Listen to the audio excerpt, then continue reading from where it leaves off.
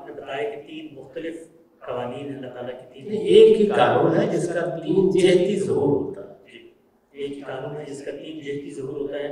اس میں رسول اللہ صلی اللہ علیہ وسلم سے متعلق جو پیغمبر کے تمام حجت کے بعد عذاب کا قانون تھا اس کے بارے میں تو قرآن نے بتا دیا ہے کہ زندگی میں بھی ہوتا ہے اور رسول کے رخصت ہو جانے کے بعد بھی ہوتا ہے.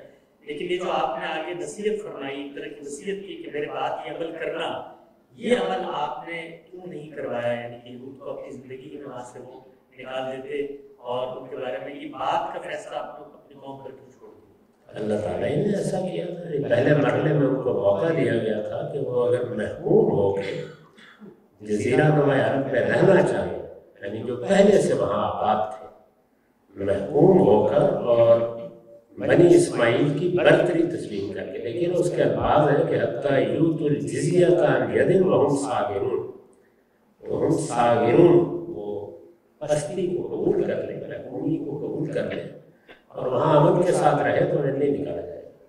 لیکن اگر سرکشی اختیار کرے تو پھر وہاں سے بھی نکال لیا. تو ایسے کیا.